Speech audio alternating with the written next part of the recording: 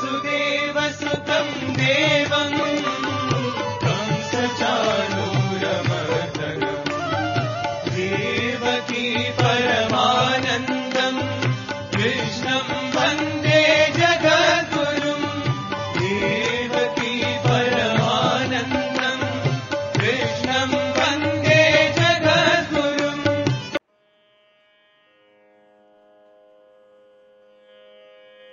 శ్రీ గురుభ్యో నమః. వ్యాస విరచిత శ్రీమద్భాగవతంలో దశమస్కందంలో నేడు మనం 43వ అధ్యాయం ప్రారంభించుకుంటున్నాం. బలరామకృష్ణులు ఇద్దరూ కలిసి కువలయాపీడం అనేటువంటి మదించినటువంటి ఏనుగుని సంహరించి మల్లయుద్ధం చేసేటువంటి రంగస్థలానికి చేరుకోవటం అనేటువంటిది ఈ అధ్యాయంలో వ్యాసులు వారు వివరించారు. వాటి శ్లోకాలు నేడు ప్రారంభించుకుందాం. ముందుగా భగవత్స్మరణ చేసుకుని ప్రవచనం ప్రారంభించుకుందాం. ఓం శుక్లాంబరధరం విష్ణుం శశివర్ణం చతుర్భుజం ప్రసన్నవదనం ధ్యాయేత్ సర్వవిఘ్నోపశాంతయే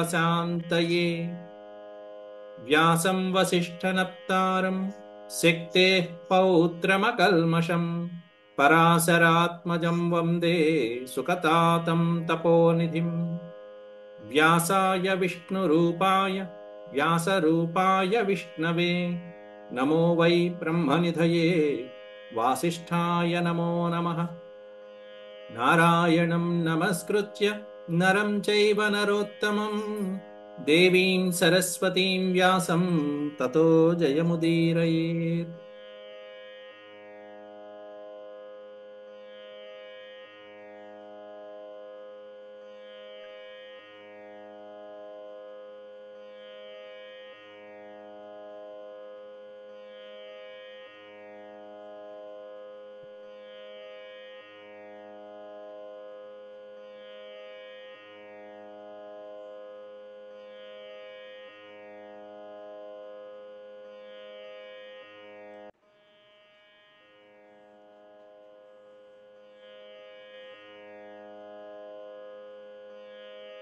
అంతకుముందు 42వ అధ్యాయంలో కంసుడి యొక్క మరణావస్థ, దాంట్లో వచ్చినటువంటి రకరకాలైనటువంటి సూచనలు ఏ విధంగా, మృత్యు ఘంటికలు ఏ విధంగా కంసుడికి కనిపించాయనేటువంటిది చాలా చక్కగా వివరించారు వ్యాసుల వారు.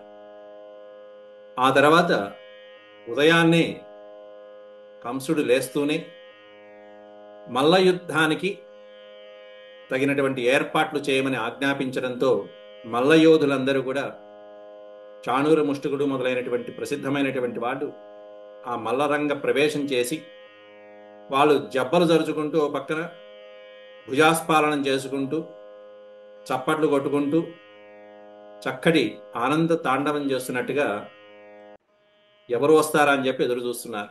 ఆ సందర్భంలో ఇక్కడ ఆ భుజాస్పాలనాన్ని ఆలకించినటువంటి బలరామకృష్ణులు ఆ మధురానగర ప్రవేశంలోంచి ఇక రంగ ప్రవేశం చేస్తున్నారు. పురప్రవేశంలో శ్రీసుక ఉవాచ. ఇప్పుడు వీళ్ళిద్దరే వెళ్తున్నారు, గుర్తుపెట్టుకోండి. పూర్వ అధ్యాయంలో మనం ఏం చెప్పుకున్నామంటే నందుడు మొదలైనటువంటి వాళ్ళందరూ కూడా ముందే వెళ్ళి ఆ ఉత్సవంలో, ఆ మల్లయుద్ధం పోటీల్లో వాళ్ళు కేటాయించినటువంటి ఆసనాలలో వాళ్ళు కూర్చుని ఉన్నారు. కాబట్టి ఇప్పుడు వెళుతున్నది ఎవరయ్యా అంటే బలరామకృష్ణులు ఇద్దరే. అథ కృష్ణశ్చ రామశ్చ కృతశౌచౌ పరంతప మల్లదుందుభినిర్ఘోషం శ్రుత్వా ద్రష్టుముపేయతుః. అథ కృష్ణశ్చ రామశ్చ, రామకృష్ణులిద్దరు కూడా పొద్దునపూట ప్రాతకాలం చేయవలసినటువంటి శౌచములు ఏవైతే ఉంటాయో, సంధ్యావందనాదులు మొదలైనటువంటివి ఏవైతే ఉంటాయో కార్యక్రమాలు, ఆ దేవతా కార్యక్రమాలన్నీ కూడా పూర్తి చేసుకుని మల్ల దుందుభి నిర్ఘోషం శ్రుత్వా, ఆ మల్ల యుద్ధం జరిగేటువంటి చోట యోధులు చేసేటువంటి ఘోష ఏదైతే ఉంటుందో, అంటే ఉత్సాహంతో చేసేటువంటి నాదములు ఏవైతే ఉంటాయో ఆ నాదాలని విని శ్రుత్వా ద్రష్టుముపేయతుః, అది చూద్దామని చెప్పి కుతూహలంతో వీళ్ళిద్దరూ బయలుదేరారు. సోదరులు ఇద్దరు కూడా అపూర్వ సోదరులు.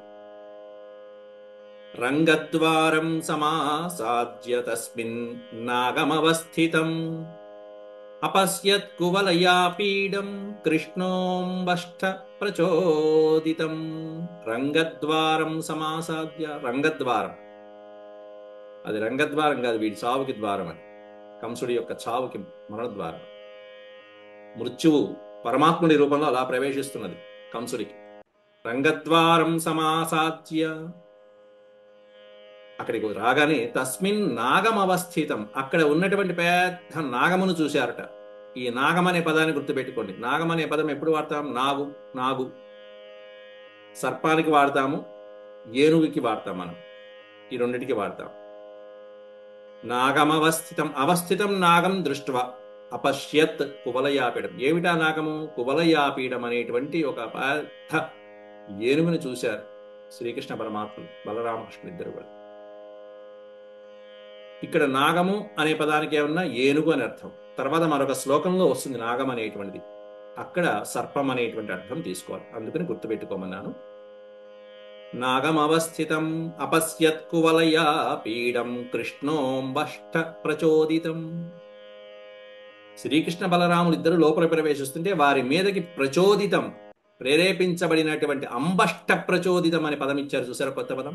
అంబష్ట అనే పదానికి అర్థం మావటివాడు, ఏనుగుని నిగ్రహించేటువంటి వాడు, ఏనుగుని ప్రచోదన చేసేటువంటి మావటివాడు, పైన కంట్రోల్ చేసేటువంటి వాడు ఎవరైతే ఉంటారో ఆ మావటివాడి చేత ప్రచోదన చేయబడి ప్రేరేపించబడినటువంటి ఈ కోలయాపీడం అనేటువంటి ఏనుగుని బలరామకృష్ణులు ఇద్దరు చూశారు. చూడంగానే వెంటనే శ్రీకృష్ణ పరమాత్ముడికి అంత అర్థమైంది. వెంటనే బద్ధ్వా పరికరం సౌరిః సమూహ్య కుటిలాలకాన్. అప్పటిదాకా చక్కగా పొద్దున్నే ఈ శౌచములు ఏవైతే ఉన్నాయో సంధ్యావందనాది కార్యక్రమాలన్నీ చేసుకుని వచ్చినటువంటి వాళ్ళు, ఓహో ఇక రంగంలో దిగాలేమో మనం, కాబట్టి అన్నయ్య ఇక చూద్దామా, చూపు చూద్దామా అన్నట్టుగా పరికరం బద్ధ్వా సౌరిః. శ్రీకృష్ణ పరమాత్ముడు పరికరం అంటే ఆయన ఒంటిపైన ఉన్నటువంటి ఉత్తరీయాదులు కాస్త నడుముకి గట్టిగా బిగించుకున్నాడు ఓ పక్కన, కాస్త ఎటు ఆభరణాలు మొదలైనటువంటివి ఏవి, పుష్పమాలలు అలంకారాలు ఏవి అడ్డు లేకుండా. ఎందుకంటే యుద్ధం చేయవలసింది ఏంటో అంటే మదించినటువంటి మత్త గజేంద్రంతో యుద్ధం చేయాలి. కాబట్టి మత్త గజేంద్రంతో యుద్ధం చేయాలి కాబట్టి కాస్త నడుము బిగించాడు కుర్రాడు. బద్ధ్వా బంధించి, పరికరం బద్ధ్వా నడుము బిగించి, ఆ మాలలు మొదలైనటువంటివన్నీ ఎక్కడ కూడా అడ్డు లేకుండా. మళ్ళీ యుద్ధం చేసేటప్పుడు అంతా సుకుమారంగానే చేశాడు, బానే. ఎక్కడ ఒళ్ళు నలగకూడదు, వస్త్రం నలగకూడదు, పూల మాలలోంచి ఒక పుష్పం కూడా ఎగిరి కింద పడకూడదు. అది ఆయన చక్కగా. అలాగే సమూహ్య కుటిలాలకాన్, కుటిల అలకాన్ ముంగురులు, ఆ వంపులు తిరిగినటువంటి ముంగురులు ఏవైతే ఉన్నాయో చక్కగా అందంగా వాటిని సమూహ్య, సమూహ్య అంటే చక్కగా జడగట్టి మన పైన సిగబెట్టినట్టుగా ఆ తలపాగాలో చుట్టేశాడు, గట్టిగా బిగించాడు. మళ్ళీ ఆ పైన ఉన్నటువంటి నెమలి పింఛం కూడా కదలకూడదు, అది చాలా ముఖ్యమైనది. కాబట్టి ఆ చక్కగా ఆ జడ కురుల్ని, ఆ పైన ఉన్నటువంటి కురుల్ని చక్కగా బంధించుకొని సమూహ్య ఉవాచ హస్తిపం వాచ మేఘ గంభీర మేఘనాద గభీరయ. హస్తి పం అంటే, హస్తి అంటే ఏనుగు, పైన ఉన్న నాగం అని వాడారు, ఇక్కడేమన్నా హస్తి అని వాడారు. అట్లా రకరకాల పదాలు వాడుతూ ఉంటారు కవులు. పా అంటే పాలకుడు అని అర్థం.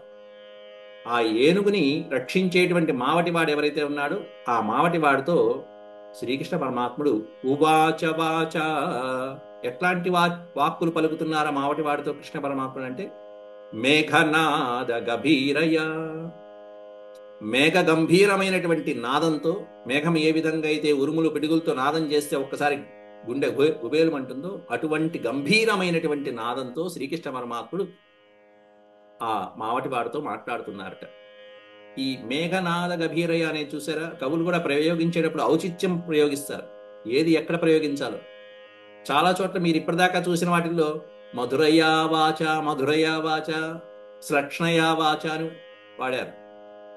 ఎందుకనంటే ఇప్పటిదాకా మాట్లాడింది గోపికలతో, వాళ్ళని డీల్ చేసేటప్పుడు మధురయా వాచ అనే వాడాలి. వాళ్ళ దగ్గరికి వచ్చి మేఘ గంభీరయా అనకూడదు. అక్కడ గోపికల దగ్గర ఏమన్నా మేఘనాథ స్వరంతో అక్కర్లేదు, ఇక్కడ మావటి వాడితో ఈ కంసుడి దగ్గరను మధురమైన వాక్కులు అసలు అక్కర్లా. కాబట్టి ఇక్కడ స్వామివారు మేఘనాద గభీరయా వాచ, మేఘ గంభీరమైనటువంటి వాక్కులతో ఆ మావటి వాడితో అంటున్నారట. ఏమని?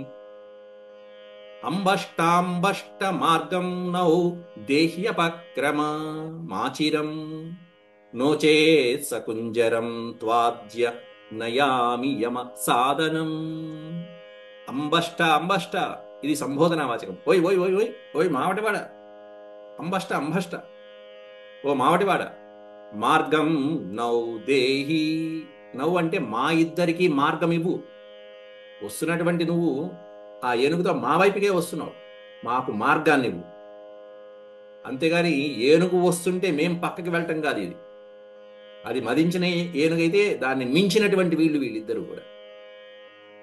కాబట్టి మదించిన ఏనుగు ఎప్పుడు కూడా పక్కకి వెళ్ళదు, అవసరమైతే కొట్టి వెళ్తుంది. ఆ ఏనుగు అలా వస్తుంది అని మావటివాడు ఇంకేముంది వీళ్ళంతా చిన్నపిల్లలే అనుకున్నారు. కాబట్టి ఈయన మధురమైన మాటల్లో కాకుండా గంభీరమైన మాటలతో నీ ఏనుగుని మేము ఇక్కడి నుంచి వెళ్తాలి, మా మార్గం నుంచి పక్కకి తప్పించి నీ ఏనుగునని చెప్పి స్వామివారు ఆజ్ఞాపిస్తున్నారు అక్కడ. నౌ మార్గం దేహి అపక్రమమాచిరం.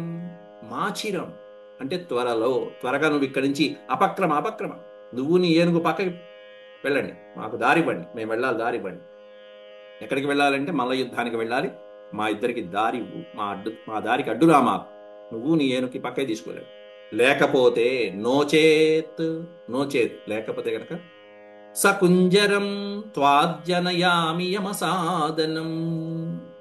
ఈ పదాన్ని విడదీస్తే త్వాం అద్య, నిన్ను ఈ పూట సకుంజరం, కుంజరం అంటే ఏనుగు, కుంజర యోధంబు, ఇది కుంజర యోధం, గజరాజు. అట్లాంటి ఈ గజరాజుతో పాటుగా ఈ కువలయాపీడంతో పాటుగా నిన్ను ఈరోజు యమసాధనం నయామి, యమ నిలయానికి పంపించేస్తాను, జాగ్రత్త. యమ నిలయానికి వెళ్ళావంటే ఇంక అక్కడంతే. అంటే దాని అర్థం నువ్వు గనక దారి ఇవ్వకపోతే మృత్యువు పాలవుతావు, యమసదనానికి వెళ్లాల్సి వస్తుంది, యముడి యొక్క భవనానికి. సదనం అంటే సాధనం, ఆ భవనానికి వెళ్ళవలసి వస్తుంది. కాబట్టి మాకు దారివు, త్వరగా దారివు అని చెప్పి, అపక్రమ మా దారి నుంచి అడ్డులే అని చెప్పి మరి వార్నింగ్ ఇచ్చేశారు అక్కడ. ఏవం నిర్భర్సితోంబష్టః కుపితః కోపితం గజం చోదయామాస కృష్ణాయ కాలాంతకయమోపమం. ఈ విధంగా ఏవం నిర్భర్సితో అంబష్టః, శ్రీకృష్ణ పరమాత్ముడు ఈ విధంగా అంబష్టః, ఆ మావటివాడి పట్ల అంత చులకనగా అంత కమాండింగ్ గా ఆజ్ఞాపించేటప్పటికీ అంబష్టః కుపితః, మావటివాడి కోపం వచ్చింది. ఏనుగు ఎట్లా ఉంది, ఆకారం ఎట్లా ఉంది, ఏనుగు పక్కకి తప్పుకోవాలా, మీ చిన్నపిల్లలైన వాళ్ళు అని కోపంతో ఉన్నటువంటి వాడు, ఆగ్రహించినటువంటి వాడు, కంసుడి చేత ప్రేరేపించబడినటువంటి వాడు. కోపితం గజం, అంతకంటే కోపంతో ఉన్నటువంటి గజంతో, మదించిన ఏనుగుతో, చోదయామాస కృష్ణాయ కాలాంతకయమోపమం. ఈ కోపితం, గజం, కాలాంతకం, యమోపమం ఇవన్నీ ఏనుగుకి సంబోధనలు. ఎట్లాంటి ఏనుగు అంటే కాలాంతకమైనటువంటిది, యమోపమం యముడితో సమానమైనటువంటిది, అంతేకాకుండా మృత్యుకాలాంతకమైనటువంటి ఆ కువలయాపీఠం అనేటువంటి కోపించినటువంటి గజాన్ని ఈ అంబష్టకుడు మావటివాడు కృష్ణాయ చోదయామాస, కృష్ణుడి వైపుకి చోదయామాస.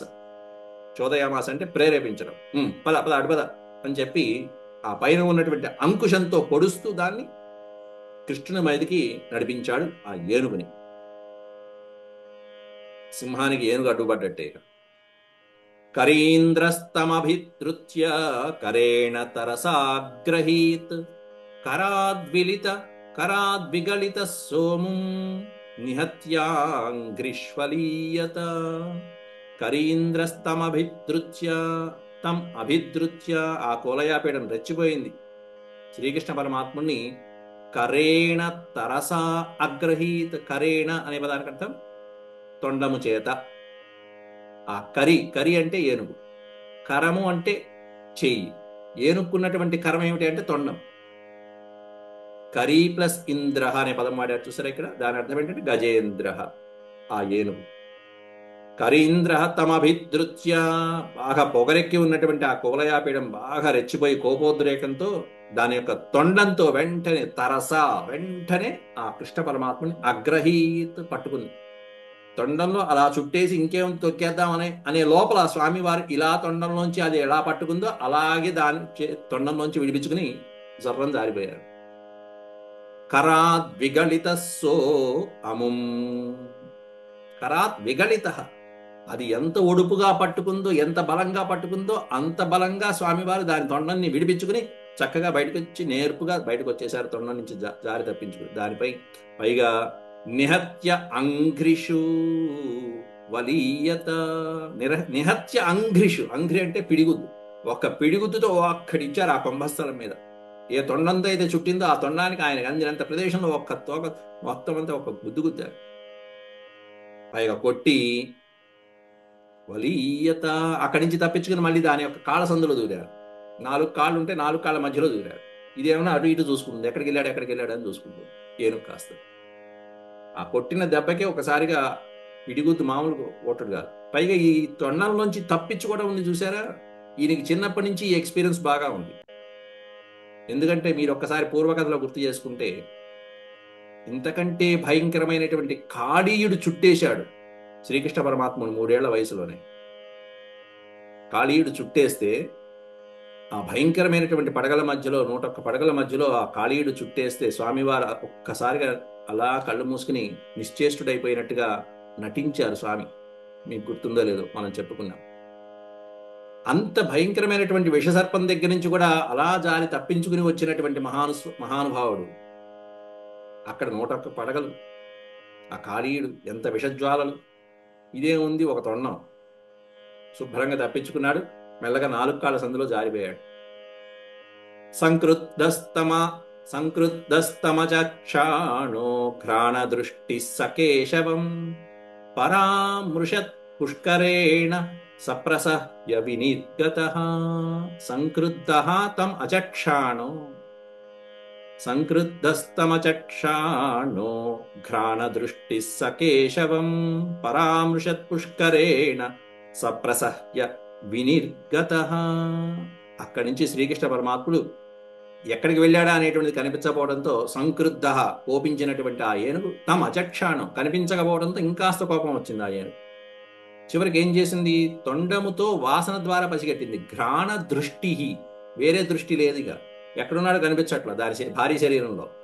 కాబట్టి ఘ్రాణ దృష్టి, అది కూడా ఏనుగులకు ఉండేటువంటి అద్భుతమైనటువంటి ఆ వాసన మొదలైనటువంటి జంతువులకు ఉండేటువంటివి అద్భుతమైనటువంటివి. ఆ ఏనుగే ఒక అద్భుతమైన సింబాలిజం. ఏనుగుకి వినాయకుడి దగ్గర మనం చెప్పుకునేటువంటివి ఏవైతే సరే, కువలయాపీఠం దగ్గర మనం అవన్నీ చెప్పుకోక్కర్లేదు. అట్లాంటి ఘ్రాణ దృష్టితో పసిగట్టి ఆ కేశవుడు ఇక్కడ ఉన్నాడా, కింద నా కిందే ఉన్నాడా, కాళ్ళ మధ్యలో ఉన్నాడా అని పసిగట్టి సకేశవం ఘ్రాణ దృష్టి పరామృషత్ పుష్కరేణ, పరామృషత్ వెతికి ఆ కోపంతో ఆ తొండంతో వాసన చూస్తూ వెతికి వెతికి పురుషోత్తమాన్ని అలా పట్టుకుంది. మళ్ళీ ఆ శ్రీకృష్ణ పరమాత్ముడు మళ్ళీ పరామృష్య జాగ్రత్తగా ఆలోచించి దాని యొక్క పట్టు విడుపుల నుంచి దాని యొక్క శక్తియుక్తులను చూపుతూ దాని పట్టు నుండి మెల్లగా బయటకు వచ్చాడు స్వామి. సప్రసహ్య వినిర్గత, వినిర్గత అంటే బయటపట్ట, ప్రసహ్య జాగ్రత్తగా దాని యొక్క పట్టు విడుపుల నుంచి ధైర్యంగా స్వామివారు మెల్లగా వెంటనే వెంటనే ధైర్యంతో బయటకు వచ్చేశారు. వెనక్కి వచ్చి ఏం చేశారు, అలా బయటకు వచ్చి వెనక్కి వచ్చి దాని యొక్క పుచ్చం పట్టుకున్నారు. వాలము అన్నా పుచ్చము అన్నా ఒకటే. వాలము తోక, ఎంత పెద్ద ఏనుగు చిన్న తోక ఉంటుంది, అట్లాంటి ఆ తోకను పట్టుకున్నారు.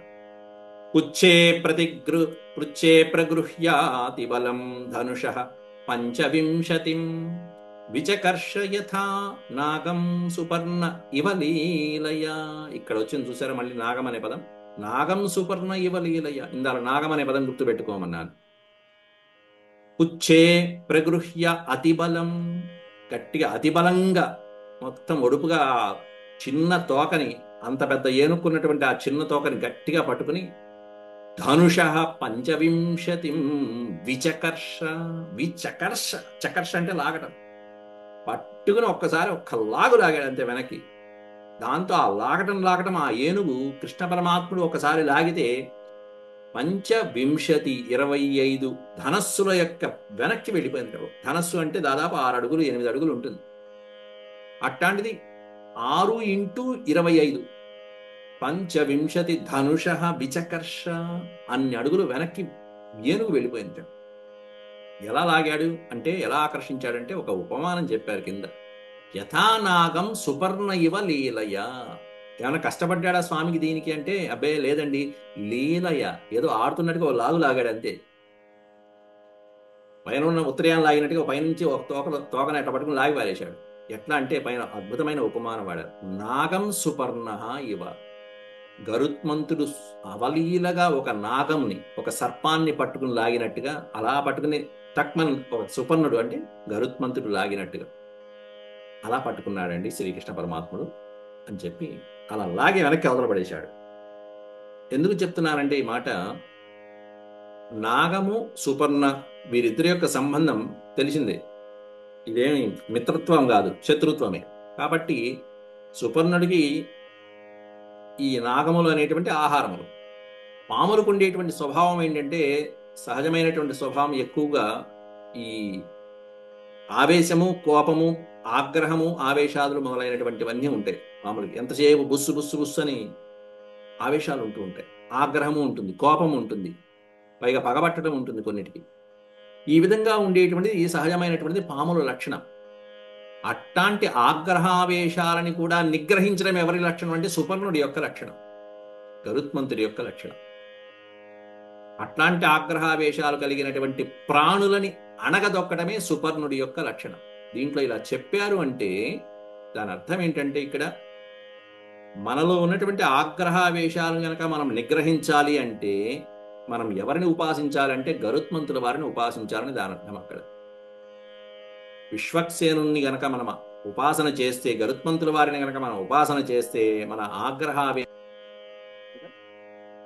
నిగ్రహించబడతాయి అనేటువంటిది దాని అర్థం. అయితే అటువంటి నాగమునికి ఉన్నటువంటి, సర్పానికి ఉన్నటువంటి క్రోధము, ఆగ్రహము, ఆవేశము మొదలైనటువంటి అన్ని కూడా ఇప్పుడు దేనికి ఉన్నాయి? ఏనుగుకున్నాయి. దానిపై అట్లాంటి ఏనుగుని ఇప్పుడు నిగ్రహిస్తున్నది ఎవరు? సుపర్ణుని వాహనంగా కలిగినటువంటి శ్రీకృష్ణ పరమాత్ముడు. సుపర్ణ ఇవ లీలయ అని చెప్పేశారు. అటువంటి గరుత్మంతుణ్ణి కూడా నిగ్రహించేటువంటి స్వామి, అటువంటి గరుత్మంతుణ్ణి కూడా అధిరోహించి దాని వాహనంగా కలిగినటువంటి ఆ వాహనాన్ని మించినటువంటి, గరుత్మంతుణ్ణి మించినటువంటి స్వామి నిగ్రహిస్తున్నారు ఇప్పుడు. కాబట్టి అటు గరుత్మంతుణ్ణి, శ్రీకృష్ణ పరమాత్ముణ్ణి ఆరాధించినటువంటి వాళ్ళకి ఆగ్రహ ఆవేశాలు అనేటువంటివి ఎప్పుడు కూడా సహజమైనటువంటి స్థితిలో అలా న్యూట్రల్గా వచ్చేస్తాయి, నార్మల్ అయిపోతూ ఉంటాయి, శాంతించబడిపోతూ ఉంటాయి. ఎలా అంటే, మదించినటువంటి ఏనుగుని ఏ విధంగా స్వామి నిగ్రహిస్తున్నారో, కోపించినటువంటి ఆగ్రహంతో ఆవేశంతో ఉన్నటువంటి సర్పాలను ఏ విధంగా సుపర్ణుడు నిగ్రహిస్తాడో ఆ విధంగా నిగ్రహించబడతాయని చెప్పి దాంట్లో ఉన్నటువంటి అంతరార్థాలు అక్కడ. ఉపాసన చేసేటువంటి వాళ్ళకి ఇది చాలా ముఖ్యమైనటువంటి అంశం కూడా. సపర్యావర్తమానేన సవ్యదక్షిణతోచ్యుతః బభ్రామ భ్రామ్యమానేన గోవత్సేనేవ బాలకః. ఇక దాన్ని అటు ఇటు ఇటు అటు దొరక్కండా రావడం, ఓ గుద్దు గుద్దడం, మళ్ళీ పరిగెత్తడం. ఎడమ వైపు కుడివైపు సవ్య దక్షిణతో, సవ్య దక్షిణం అంటే ఎడమ కుడి, కుడి ఎడమ. ఇది ఎడమ వైపు వస్తుంటే స్వామి కుడివైపుకి, ఇది కుడివైపుకి వస్తుంటే స్వామి ఎడమ వైపుకి, మధ్యలో ఓ గుడ్డు గుద్దడం. సపర్యావర్తమానేన, అలా అటు ఇటు తిప్పి తిప్పి తిప్పి. ఎందుకు తిప్పుతారు? ఏమిటి తిప్పడంలో ఉన్న ఆంతర్యం అంటే, ఎప్పుడు కూడా శత్రువుని కానీ, ఇలాంటి మదించినటువంటి పొగరెక్కినటువంటివి కానీ, ఆ పొగరు, ఆ గర్వము, అహంకారము, అహంభావము ఇవన్నీ అణచాలంటే ముందు వాడి యొక్క లోపల ఉన్నటువంటి ఆ శక్తి అంతా నశించాలి. శక్తి నశించాలి. ఇంకా నా వల్ల కాదు అనే స్థితికి తీసుకురావాలి ముందు ఆ ఎదురుకుండా ఉన్న ఎవరినైనా సరే, శత్రువు అయినా అవచ్చు. తల్లి యశోదమ్మ దగ్గర, యశోదమ్మ కూడా చిన్నప్పుడు కృష్ణ పరమాత్ముడు వెన్నదొంగిలించాడని పట్టుకోవడానికి ప్రయత్నిస్తే ఆ అమ్మను ఇంటి చుట్టూదా పరిగెత్తించాడు. ఎందుకంటే ఆవిడలో 2 అహంకార మమకారాదులు ఉన్నాయి కాబట్టి అవి పోగొట్టడం కోసం ఇంటి చుట్టూదా పరిగెత్తించాడు. అలసిపోయింది ఆవిడ కాస్త. కృష్ణ నా వల్ల కాదురా, శక్తి అయిపోయింది. అప్పుడు ఆవిడ అనుగ్రహించాడు స్వామి.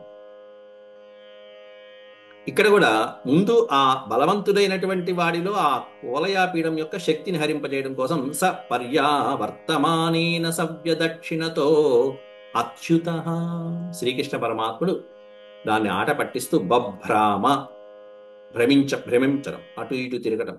బభ్రామ భ్రామ్యమాణేన గోవత్సేనేవ బాలక. ఎలా తిరిగారంటే గోవత్సేనేవ బాలక అని చెప్పి అందమైనటువంటి ఉపమానం కూడా పెట్టేశారు అక్కడ స్వామివారు. అటు ఇటు తిరుగుతూ ఒక బాలకుడు ఆవు దూడను వలె ఏ విధంగా అయితే పట్టుకోవడానికి ప్రయత్నిస్తూ ఉంటాడో అటు ఇటు అలా ఆట పట్టిస్తూ 30 తిప్పులు పెడుతూ, ఎందుకంటే ఆయన చిన్నప్పటి నుంచి ఆడినటువంటి ఆటలు ఇవన్నీ ఆ లేగదూడలతో పట్టుకుని. ఈ లేగదూడ తోకను కూడా పట్టుకున్నాడు చిన్నప్పుడు, మీరు గుర్తుపట్టారు లేదో. భాగవతం మొట్టమొదట్లో స్వామివారు పుట్టి అక్కడ రేపల్లలో పెరుగుతూ ఉండగానే లేగదూడల తోకలు పట్టుకునేవాడు. ఆ తోకలు పట్టుకుంటే అవేమన్నా ఈడ్చుకుంటూ వెళ్ళిపోయేవి. ఆనందంగా చూసుకుంటూ అందరు గోపాలకులు గోపికలందరూ కూడా నవ్వుకునేవాళ్ళు ఈ పిల్లవాడిని చూసి. తోక పట్టుకున్నాడంటే మామూలు పట్టుకున్నాడా? గోవు యొక్క తోకలో ఏముంటుందండి? లక్ష్మీదేవి వసిస్తూ ఉంటుంది. తోక భాగంలో లక్ష్మీదేవి నివసిస్తూ ఉంటుంది. అంటే చిన్నప్పుడే ఆయన ఎవరిని పట్టుకున్నారంటే ఆ లక్ష్మీదేవిని పట్టుకున్నాడు. ఎక్కడికి వెళ్ళకమ్మా, నేను ఇక్కడే వచ్చాను కాబట్టి నువ్వు కూడా రా అని చెప్పి ఆవిడని పిలిచినట్టుగా లక్ష్మీదేవిని పెట్టుకున్నాడు ఆయన కాస్త. అందువల్ల అద్భుతమైనటువంటి ఉపమానాలు ఆయన ఎక్కడ ఏ విధంగా పెరిగారో అటువంటి ఉపమానాలే ప్రయోగిస్తున్నారు. గోవత్సేనేవ బాలక అంటూ దాన్ని 30 తిప్పలు పెడుతూ ఓ పక్కన చిన్నపిల్లాడు ఆవుదోవడాన్ని పట్టుకున్నట్టుగా పట్టుకుని ఆట పట్టిస్తూ ఇబ్బంది పెడుతున్నాడు. ఆ తర్వాత ఆ ఏనుగు ఎదుట నిలిచి అప్పుడప్పుడు చేత్తో కొట్టడం. తతో అభిముఖమభ్యేత్య, అభిముఖం అంటే ఫేస్ టు ఫేస్.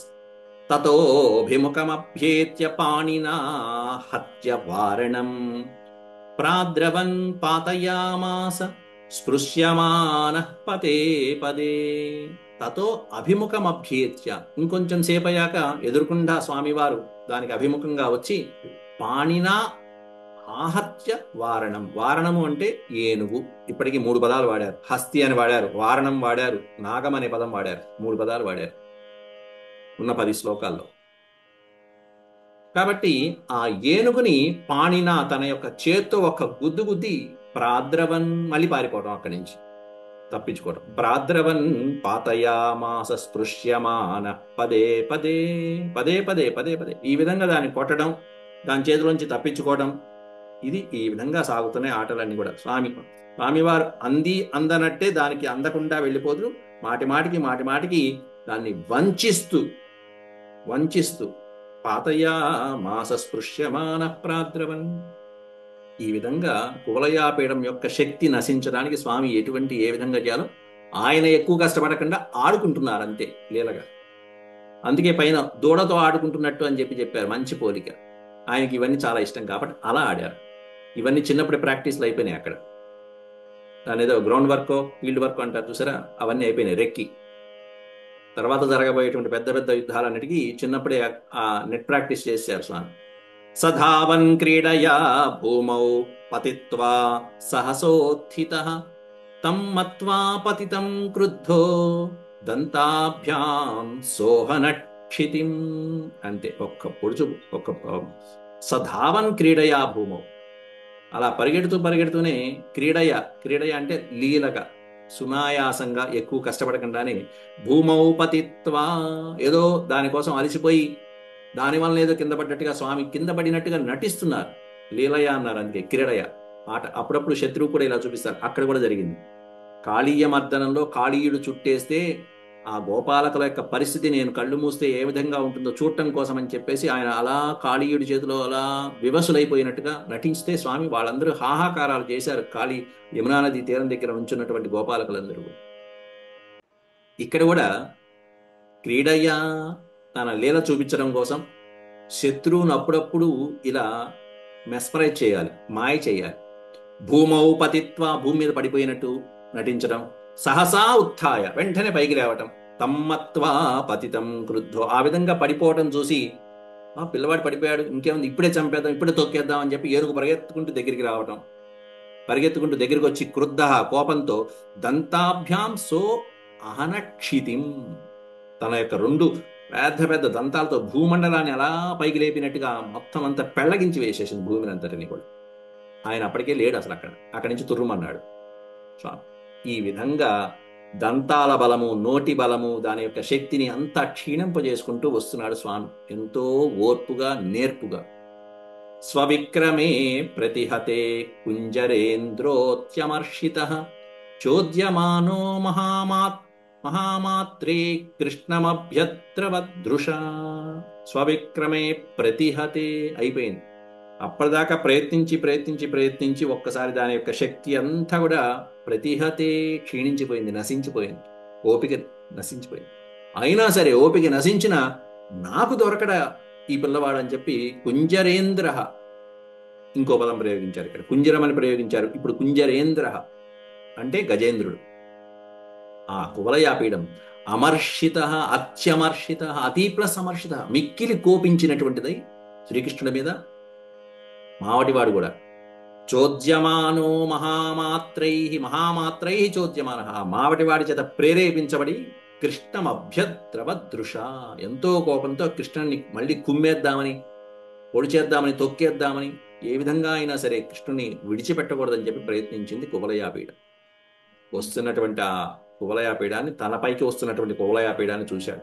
తమాపతంతమాసాద్య భగవాన్ మధుసూదన నిగృహ్య పాణినా హస్తం పాతయామాస భూతలే. తం ఆపతంతమాసాద్య, తనపైన వచ్చి పడుతున్నటువంటి ఆ పతంతం, పతంతం అంటే పడుతున్న, తనపైకి యుద్ధానికి వచ్చి పడుతున్నటువంటి ఆ కువలయాపీడాన్ని భగవాన్ మధుసూదన, శ్రీకృష్ణ పరమాత్ముడు నిగృహ్య పాణినా హస్తం, నిగృహ్య పాణిన, తన యొక్క చేత్తో ఆ తొండాన్ని పట్టుకున్నాడు ముందు. ఇక్కడ పాణి అంటే చెయ్యి, హస్తం అంటే చెయ్యి. అదేంటి రెండుసార్లు పక్క పక్కన పెట్టారు అంటే తృతీయ విభక్తి ఇది. పాణిన అంటే స్వామివారు తన యొక్క చేత్తో హస్తాన్ని పట్టుకున్నారు. ఏమిటి హస్తం అంటే? ఏనుగు యొక్క హస్తం. హస్తం అంటే తొండం, ఏనుగు యొక్క హస్తం తొండం. కాబట్టి స్వామివారు తన యొక్క మృదువైనటువంటి కరపద్మాలతో అతి కఠినమైనటువంటి ఆ గజేంద్రుడి యొక్క హస్తాన్ని, తొండాన్ని పట్టుకుని పాతయామాస భూతలే, విసిరి కొడితే నేల మీద అలా పడి ఊరుకుందట. మొత్తం అంత భారీ ఏనుగు కాస్త భారీ కాయం కాస్త పెళ్ళమని ఒక్కసారి భూమి మీద అదిరిపోయి పడింది ఒక్కసారి. పాతయామాస, అంత పాతయామాస అనే పదం పెట్టారంటే ఫోర్స్ఫుల్ గా అని అర్థం. లేకపోతే పపాత అనే పదం వాడతారు సింపుల్ గా పడిపోయిందంటే. పాతయామాస భూతలే, ఆ తొండాన్ని పట్టుకుని ఏనుగుని విసిరి నేలకేసి కొట్టి అక్కడ కింద పడేసి కూర్చున్నాడు. ఇక పైకి లేవకుండా స్వామివారు ఏం చేస్తున్నారు? పతితస్య పదాక్రమ్య, ఆ పడిపోయినటువంటి దాని మీద ఆయన యొక్క పదంతో ఆక్రమించి తూక్కి పెట్టారట ఒక్కసారిగా. మామూలు పాదం అది, మొత్తం 2 అడుగులతోనే భూమిని అంతా ఆక్రమించినటువంటి పాదం, పైన అంతరిక్షాన్ని భూమిని కొలిచినటువంటి పాదం, బలిచక్రవర్తి మీద పెట్టినటువంటి పాదం అది. బ్రహ్మ కడిగినటువంటి పాదము, బ్రహ్మమురారిని పాదము. ఆ పాదాన్ని తీసుకొచ్చి ఆ ఏనుగు మీద అలా పెట్టారు, కదలకండ గిలగిలగిలగిలాడిపోతుంది. పతితస్య పదాక్రమ్య మృగేంద్ర ఇవ లీలయ, ఇక్కడ కూడా లీలయ అనే పదం వాడారు. ఏ అలసట లేకుండా, శ్రమ లేకుండా ఏదో తొక్కిపెట్టినట్టుగా, కాలి కింద ఏదో పీఠం ఉన్నట్టుగా ఉంది. గజేంద్రుడు ఓ పీఠం కింద ఉన్నట్టు కూర్చున్నాడు. ఆ పాదానికి గిలగిల్లాడిపోయింది. అప్పుడు స్వామి ఏం చేశారట అంటే, దంతముత్పాట్య తేనేభం హస్తిపాంశ్చాహనత్ హరి, వెంటనే దాని యొక్క దంతాన్ని పీకి, దంతం ఉత్పాట్య, నోటి నుంచి ఒక దంతాన్ని పెకలించి దాన్ని పీకి పట్టి, తేన ఇభం, తేన ప్లస్ ఇభం, తేన ఇభం. ఇభము అంటే ఏనుగు. ఇప్పటికీ 6 పదాలు వాడారు ఏనుగు.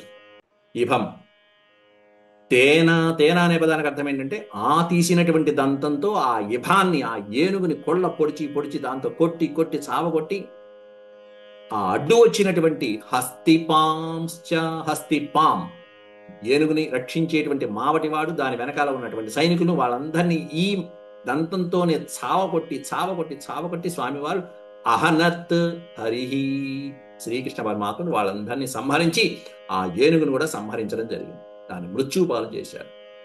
దాంతో కువలయాపీడం యొక్క పీడ వెరగడైంది, కుంజరం యొక్క పీడ వెరగడైపోయింది. ఆ తర్వాత దాన్ని, ఆ మృత కళేబరాన్ని అక్కడ విడిచిపెట్టేసి స్వామివారు మెల్లగా హాయిగా ఇక మార్గం సుగమమైంది. ముందు చెప్పి చూశారు, మేము అటు వెళ్ళాలి తప్పుకో అని చెప్పి చూశారు. మా ఇద్దరికి దారి ఇవ్వు అని. దారి ఇవ్వకపోతే ఏమవుతుందో ఒక చూపు చూపించాడు. ఇప్పుడు ఈ దంతాన్ని హాయిగా భుజం మీద పెట్టుకుని వెళ్తున్నారు. తీసినటువంటి దంతాన్ని భుజం మీద పెట్టుకుని కంసుడు చూడాలి, ఈ దంతాన్ని చూసి గుర్తుపట్టాలి, ఇది దానిదే కదా. గుర్తుపడితే అప్పుడు ఇంకాస్త భయం పెరిగి ఇంకాస్త చావాలి వాడు. భయంతోనే చచ్చిన వాడు కంసుడు. అది ఎలా జరిగింది అనేటువంటిది ఆ మల్లయుద్ధ క్రీడ దగ్గర విశేషాలు మళ్ళీ రేపటి పాఠంలో మళ్ళీ చెప్పుకుందాం. అంతవరకు సెలవు. ఓం శాంతి శాంతి శాంతి. యదక్షరపద భ్రష్టం మాత్రాహీనం చ యద్భవేత్ తత్సర్వం క్షమ్యతాం దేవనారాయణ నమోస్తుతే. సర్వం శ్రీకృష్ణార్పణమస్తు. హరి ఓం.